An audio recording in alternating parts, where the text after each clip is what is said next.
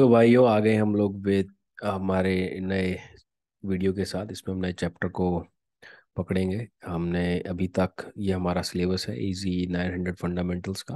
पहला मॉड्यूल हमारा कवर हो चुका है, cloud computing, share responsibilities, cloud model, ये सब कंजम्पशन मॉडल ये सब हमने ख़त्म कर लिया है। इसमें कोई अगर समस्या है, कोई डाउट है तो आप कमेंट्स में पूछ सकते हैं। आज हम शुरू करने वाले हैं describe the benefits of using cloud services, जिसके अंदर हम हाई अवेलेबिलिटी और स्केलेबिलिटी कवर करते करेंगे, और फिर रिलायबिलिटी, प्रिडिक्टेबिलिटी, सिक्योरिटी, गवर्नेंस और मैनेजेबिलिटी।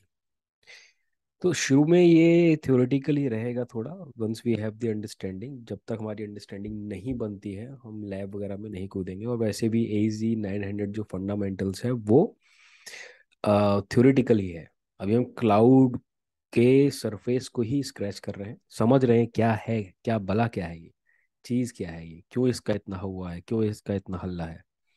तो एक बार हम जब ये समझ जाएंगे, अच्छा ये है क्लाउड, ऐसे ये काम करता है, इस तरह की सर्विसेज देता है, अच्छा ये अंतर होता है ऑन प्रेमिसेस से क्लाउड के अंदर, फिर हम सारे लैब करेंगे। और वो हमारे AZ 104 के अंदर आ जाएगा, एडमिनिस्ट्रेशन के अंदर आ जाएगा। ठीक है।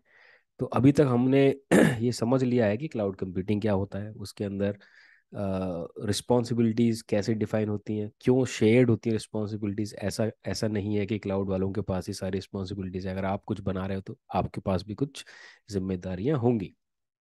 कितने तरह के क्लाउड मॉडल्स होते हैं हमने देखा था, पब्लिक है, प्राइवेट है, हाइब्रिड है, मल्टी क्लाउड भी आप ले सकते हो। But public, private and hybrid are 3 models. फिर हमने कंजम्पशन मॉडल देखा था कि जो क्लाउड होता है वो पे एज यू गो पे चलता है, कैपेक्स वर्सेस ओपेक्स।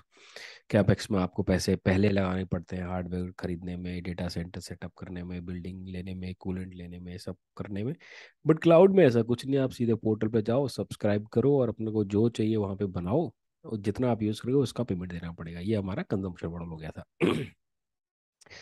तो ये हो गया हमारा रिवीजन, और हम शुरू करते हैं अब बेनिफिट्स से क्लाउड सर्विसेज के। तो पहला था, वो था अवेलेबिलिटी और स्केलेबिलिटी। राइट। तो हम यहाँ ले लेते हैं, हम अवेलेबिलिटी, और यहाँ हम पकड़ लेते हैं स्केलेबिलिटी। जैसे कि ये नाम है अवेलेबिलिटी, ऐसा ही इसका काम है। अवेलेबिलिटी मतलब कि जब आप एप्लीकेशन ब्राउज करें वो आपको अवेलेबल हो। जैसे कि आपने देखा होगा, कभी हम फेसबुक ब्राउज करते हैं वो हमेशा अवेलेबल होता है, या व्हाट्सएप यूज़ करते हैं हमेशा अवेलेबल होती है, या अमेजोन है, ट्विटर है, ये सारे कुछ एप्लीकेशंस है जो हम रोज़मर्रा की दिन जिंदगी में यूज़ करते हैं। Like every day we use these applications. और हम पाते हैं मोस्ट ऑफ द टाइम 99.9% ये एप्लीकेशंस अवेलेबल रहती हैं, और ये सारी क्लाउड पे ही चल रही हैं। नेटफ्लिक्स भी एक बहुत बढ़िया एग्जांपल है इसका, है ना। तो अवेलेबिलिटी का सिंपल सा मतलब होता है कि जब आप उसको एक्सेस करना चाहो वो अवेलेबल हो। ठीक है। अब क्लाउड में कैसे इसका बेनिफिट है, क्योंकि क्लाउड के अंदर आपके पास पहले बात तो हार्डवेयर क्रंच नहीं होता। राइट। दूसरा, आप क्लाउड के ऊपर जो एप्लीकेशन बनाते हैं तो उसका जो सेटअप होता है, उसका जो आर्किटेक्चर होता है, वो क्लाउड नेटिव माइंडसेट से बनता है। बहुत सिंपल सा एग्जांपल लेते हैं, जैसे कि ये एक आपका सर्वर है, ये हम ऑन प्रेमिसेस की बात कर रहे हैं। ये आपका सर्वर है, यहाँ पे आपकी एप्लीकेशन रन हो रही है ना। इसको हम ऐप कर देते हैं, और ये आपका ऑन प्रेम पे है। ठीक है। बीच में हम अभी फिलहाल ज़्यादा चीज़ें लेके नहीं आ रहे हैं, सिंपल सा कॉन्सेप्ट अवेलेबिलिटी का समझ रहे हैं, सिक्योरिटी वगैरह नहीं देख रहे फिलहाल। तो जैसे सपोज करो ये आपका यूज़र है, इसके 2 टांगे हैं। ठीक है, ये हो गया। और ये अगर ये इसको एक्सेस करता है इंटरनेट के थ्रू, ये आपका इंटरनेट हो गया। अगर ये इंटरनेट के थ्रू इसको एक्सेस करता है, ऑन प्रेम पे ये चल रही है, ये आराम से एक्सेस कर पा रहा है। ठीक है, बहुत सिंपल सा एग्जांपल ले रहे हैं हम यहाँ पे। अभी DNS फायरवॉल वगैरह लेके नहीं आ रहे हैं, वो आगे चलेंगे। फंडामेंटल्स मतलब फंडामेंटल्स, एक एक स्टेप के कॉन्सेप्ट को समझ रहे हैं हम। तो कोई भी अगर ये ब्राउज करेगा इस एप्लीकेशन को, एक सर्वर पे चल रही है, ये आराम से एक्सेस कर पाएगा।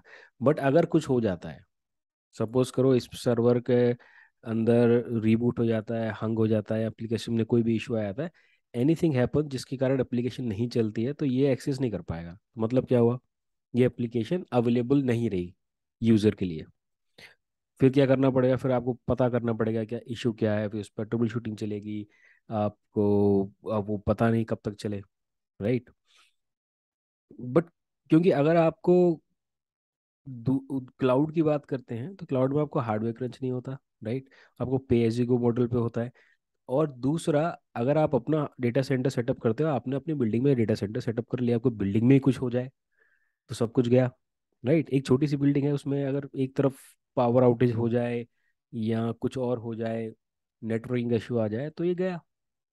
समझ रहे हो, अवेलेबिलिटी इतनी कम होती है इसकी। बट हम बात करते हैं अगर क्लाउड की, तो क्लाउड में क्या होता है, पहली बात तो क्लाउड के अंदर जो क्लाउड प्रोवाइडर्स हैं बहुत बड़े बड़े डेटा सेंटर बनाते हैं एक पर्टिकुलर रीजन में। तो ये होता ऐसे है कि एक रीजन होता है रीजन के अंदर ये बनाते हैं जोन,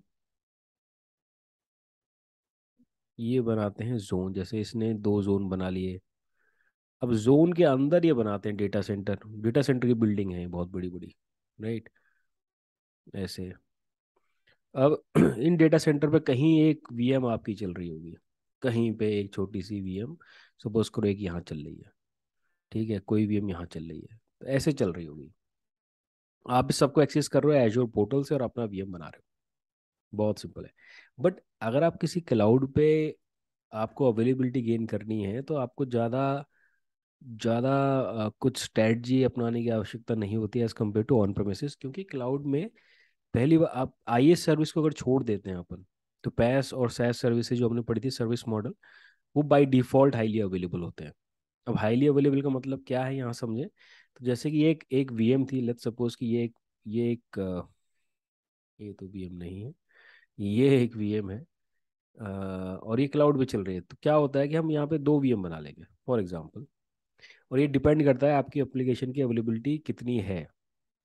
समझ रहे हो, ऐसे नहीं कि आपको हर चीज़ के लिए 2 2 वीएम रन करनी है, डिपेंड्स ऑन एप्लीकेशन। बट हम यहाँ पे अवेलेबिलिटी बात कर रहे हैं, तो हमारा माइंडसेट ये है कि एप्लीकेशन को अवेलेबिलिटी चाहिए, ठीक है।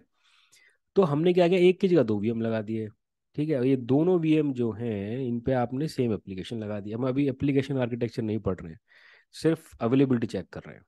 तो हम स्टेटलेस स्टेटफुल डेटा ये सब नहीं पढ़ रहे, हम सिंपल से चीज़ देख रहे हैं कि हमने 2 वीएम चला दिए, दोनों वीएम के ऊपर एक सेम ही एप्लीकेशन चल रही है, और इन दोनों के ऊपर हमने लगा दिया है एक सिंपल सा लोड बैलेंसर, ठीक है। यहाँ पे चल रहा है आपका लोड बैलेंसर। अब क्या है, यही जो है यहाँ पे, ये इसको एक्सेस करेगा, ये करेगा लोड बैलेंसर पे, और लोड बैलेंसर रिक्वेस्ट यहाँ भेज देगा, यहाँ भेज देगा जो भी सर्वर अवेलेबल होगा बैकएंड में, ठीक है। जैसे ये खत्म हो गया था तो एप्लीकेशन प्रॉपर डाउन हो गई थी, पूरी डाउन हो गई थी। बट यहाँ पे अगर ये खत्म हो जाएगा तो ये एप्लीकेशन इन रिक्वेस्ट को केटर कर लेगी, तो यहाँ पे एप्लीकेशन हाईली अवेलेबल हो गई है। अब देखो थोड़ा सा और डीप में चलते हैं, थोड़ा सा डीप जाएंगे, ज़्यादा नहीं। तो ये 2 सर्वर थे, अब ये 2 सर्वर हो सकता है एक ही डेटा सेंटर बना लिया, हमने यहाँ बना लिया और यहाँ बना लिया। अगर इस डेटा सेंटर में कुछ हो जाता है तो 2 सर्वर गए, राइट। तो अवेलेबिलिटी के एसएलए होते हैं, और एसएलए डिफाइन होते हैं कि आपने किस तरह की अवेलेबिलिटी आप अचीव करना चाहते हैं, ठीक है। एसएलए होते हैं। अब जैसे हम एजोर की बात करें तो एजोर के अंदर एक है अवेलेबिलिटी सेट, इसका नाम ही अवेलेबिलिटी सेट है। इसमें क्या है कि आप 2 वीएम बनाओगे और 2 डिफरेंट सेट में आपने डाल दिया उसको, तो क्या है कि सपोज करो एक इस वाले डेटा सेंटर की एक रैक पे चला गया, दूसरा दूसरी रैक पे चला गया। अब रैक मतलब क्या है कि उसकी इलेक्ट्रिसिटी अलग है ना, उसकी नेटवर्किंग अलग है। तो अगर एक इलेक्ट्रिसिटी में कुछ हो जाता है तो दूसरा उसको टेक केयर करता रहेगा। तो एवी सेट के साथ आपको कुछ एसएलए मिलता है, सपोज 99.95% का आपको एसएलए मिल जाता है। तो 2 वीएम आपने रन करी, आपकी अवेलेबिलिटी इतनी हो जाएगी एप्लीकेशन की वीएम लेवल पे, ठीक है ना। बट अगर हम इसी चीज को, क्योंकि ये एक डेटा सेंटर तो खराब हो सकता है, हम बात करें दोनों जोन की, ये जोन 1 था, ये जोन 1 है, ये जोन 2 है। तो आप ऐसा भी कर सकते हो कि एक वीएम एक जोन में डाली, दूसरी वीएम दूसरी जोन में डाली, तो अब दोनों जोन एक साथ उड़ जाएं, खत्म हो जाएं, खराब हो जाएं, आग लग जाए, फ्लड आ जाए, ऐसा तो बहुत कम होता है, तो इसकी अवेलेबिलिटी और बढ़ जाएगी। ऐसे ही आप 2 रीजन में भी डाल सकते हैं 2 वीएम। यही ब्यूटी है क्लाउड की, क्योंकि आप ऑन प्रेमिस डेटा सेंटर तो आपकी बिल्डिंग में होगा ना, बट एजोर पोर्टल में आप रीजन चूज कर सकते हो। आपने एक इंडिया चूज कर लिया, दूसरा आपने यूएस चूज कर लिया। मैं चूज करने के लिए नहीं कह रहा हूँ, चूज कर सकते हैं, राइट। मल्टीपल रीजन भी आप चूज कर सकते हो, जोन चूज कर सकते हो। और आपको ना हार्डवेयर के बारे में सोचना, ना किसी के बारे में सोचना, आपको बस क्लाउड नेटिव माइंडसेट रखना, उसके अकॉर्डिंग आपकी एप्लीकेशन बनेगी और आपकी एप्लीकेशन हाईली अवेलेबल रहेगी। शर्ते, अगर आपकी एप्लीकेशन को हाईली अवेलेबिलिटी रिक्वायरमेंट है तो। अगर कोई ऐसी एप्लीकेशन है जिसको हाईली अवेलेबिलिटी चाहिए ही नहीं, तो कोई दिक्कत नहीं, बट जो बिजनेस क्रिटिकल है, मिशन क्रिटिकल एप्लीकेशन है, उसको चाहिए होती है। तो ये क्लाउड सर्विस का बहुत बड़ा फायदा है। आप इजीली अपने एप्लीकेशन को हाईली अवेलेबल बना सकते हैं अगर आप आई सर्विसेज यूज़ कर रहे हैं। अगर आप आई सर्विसेज यूज़ नहीं कर रहे हैं और पैस और सैस तो by default he highly available होती है, तो आपको कुछ सोचना ही नहीं उसके बारे में। ये हमने पहले भी चेक कर लिया था। पैस है उसके अंदर आपको ओएस और वीएम की एक्सेस ही नहीं होती, आपसे अपना कोड डिप्लॉय करते हो। फॉर एग्जांपल ऐप सर्विस हमने लिया था जो कि बाय डिफॉल्ट हाईली अवेलेबल होती है। तो ये है बेनिफिट क्लाउड सर्विसेज का अवेलेबिलिटी के लिए। अगर हम बात करें स्केलेबिलिटी के लिए, पहले तो स्केलेबिलिटी को समझते हैं क्या है। जैसे अवेलेबिलिटी को हमने समझा कि कोई भी एक्सेस करे एप्लीकेशन वो अवेलेबल हो जाए, है ना। स्केलेबिलिटी को हम समझें, ये बंदा इसको एक्सेस कर रहा है किसी एप्लीकेशन को, राइट। अगर ऐसे ही बहुत सारे लाखों लोग एक ही एप्लीकेशन को एक्सेस करने लग जाए तो उस पर लोड बहुत बढ़ जाएगा, राइट। इस पर्टिकुलर सर्वर के ऊपर लोड बढ़ जाएगा। अगर हम बात करें ऑन प्रेमिसेस की, अगर हमने हार्डवेयर स्पेयर नहीं रखा हुआ है, स्पेयर सर्वर नहीं है, तो हम कुछ कर नहीं सकते, राइट। या तो हम पहले से ही ये हमारा विजन हो। फॉर एग्जांपल अगर कोई ई कॉमर्स वेबसाइट है और दिवाली आ रही है, तो ऑब्वियस सी बात है बहुत सारी शॉपिंग होगी और ये बैठ जाएगा सर्वर, कुछ ना कर पाएगा ये। बट हम क्लाउड की बात करें तो हमको बाकी चीज़ों के बारे में नहीं सोचना है। स्केलेबिलिटी को हम ऑटोमेट भी कर सकते हैं। जब जरूरत पड़ी दूसरी मशीन आके यहाँ पे लग गई और उसने लोड को शेयर कर लिया, जैसे कि हमने यहाँ किया था। ये दो मशीन थी, अब यहाँ पे हमने प्रोएक्टिवली बना के रखी हुई थी, यहाँ पे ऑटोमेटिक हो रहा है। तो स्केलेबिलिटी का सिंपल सा मतलब है, जब आपको ज़्यादा लोड आ रहा है तो आपने ज़्यादा वीएम लगा दी, जब आपका लोड कम हो गया तो आपने वीएम हटा दी। तो इसी को स्केल आउट और स्केल इन कहते हैं, है ना। अब स्केल अप भी एक चीज़ होती है। स्केल अप क्या होती है, जैसे ये वाली वीएम थी, है ना, यहाँ हम बगल में वीएम नहीं लगा पा रहे हैं, या ये मान लो कि आपकी जो एप्लीकेशन है वो ऐसी है, वो स्टेटफुल एप्लीकेशन सपोज कर लेते हैं कि आप बगल में उसको लोड नहीं कर पा रहे हो, तो आप इसी वीएम का साइज बड़ा कर सकते हो, है ना। किसी पर्टिकुलर वीएम को साइज बड़ा कर दिया, उसको स्केल अप कह देते हैं। अब वो ज़्यादा यूजर्स को केटर कर पाएगी, ज़्यादा कस्टमर को सर्विस डिलीवर कर पाएगी, तो वो स्केलेबिलिटी हो जाती है ये। इसलिए ये दो तरह से हो जाती है, वर्टिकल और हॉरिजॉन्टल। वर्टिकल मतलब सिंपल सा ये है कि यहाँ पे मल्टीपल वीएम्स लगे जा रही हैं और यहाँ से ये लोड बैलेंस के अंदर आ जाएंगी और यहाँ से सिंपल सा ये इनके नीचे आ जाएंगे। जैसे जैसे लोड बढ़ता जाएगा लोड बैलेंस इनको लोड भेजता जाएगा नई वीएम को। बट अगर कोई हमारे पास ऐसी ही कोई व्यवस्था है कि हमारी एप्लीकेशन ऐसे नहीं चल सकती, तो हम इस पर्टिकुलर वीएम जो है, हमारी छोटी वीएम जो है, इसको अपन बड़ी बना सकते हैं और फिर ये ज़्यादा यूजर्स को कैटर कर पाएगी। तो ये हमारी वर्टिकल स्केलिंग होगी, ये हमारी हॉरिजॉन्टल स्केलिंग होगी, राइट। इसको हमने स्केल आउट कर दिया, इसको हमने स्केल अप कर दिया। और ये फीचर क्लाउड के साथ आता है। मतलब कि अगर हम इवन आईएएस सर्विसेज की बात करें तो हम वीएमएसएस करके एक सर्विस होती है, वर्चुअल मशीन स्केल सेट, जो ऑटोमेटिक आप स्केल कर सकते हो। जैसे कि आपने एक कर दिया अपनी वीएम को, अगर इसका 70% सीपीयू हो जाता है और अभी भी रिक्वेस्ट आ रही है, तो एक वीएम अपने आप अटैच हो जाए। और अगर ये 30% पे पहुंच जाता है और रिक्वेस्ट नहीं आ रही है 5 मिनट तक, तो ये वीएम हट जाए। तो इससे आपका क्या, पे एज यू गो मॉडल है, तो पैसा भी बच रहा है, क्योंकि जब जरूरत पड़ रही है सिर्फ जब ही एक वीएम आ रही है, अदरवाइज नहीं आ रही है ना। और हम बात करें पैस और सैस सर्विसेज की, तो बाय डिफॉल्ट स्केलेबिलिटी होती है उनके अंदर, मोस्ट ऑफ द सर्विसेज के अंदर। जब हम एक एक करके सर्विस को पढ़ेंगे तो वो भी समझ में आएगा। तो ये है पहला टॉपिक, हमारा पहला चैप्टर। बेनिफिट्स के अंदर पहला था अवेलेबिलिटी और स्केलेबिलिटी। और आजकल के टाइम में जहाँ पे हमारे पास ऐसी एप्लीकेशन जिनका हम नाम लिया था, Amazon, Netflix, WhatsApp, Facebook, Twitter, Instagram, आपने कभी डाउन नहीं देखी होंगी। बहुत रेयर ही कभी होता है थोड़े टाइम के लिए डाउन हो।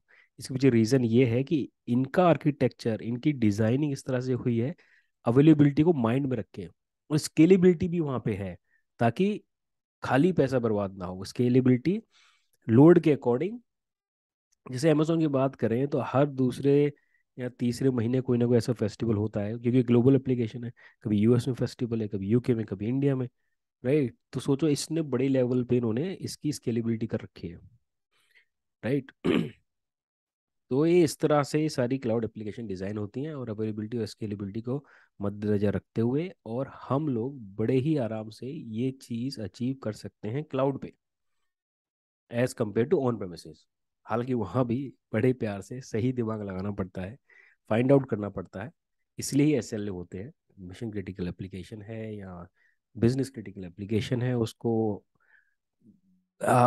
एसएलए 99.99 चाहिए, 95 चाहिए, उसके अकॉर्डिंग हम लोग उसका आर्किटेक्चर डिज़ाइन करते हैं और इंफ्रास्ट्रक्चर डिज़ाइन करते हैं।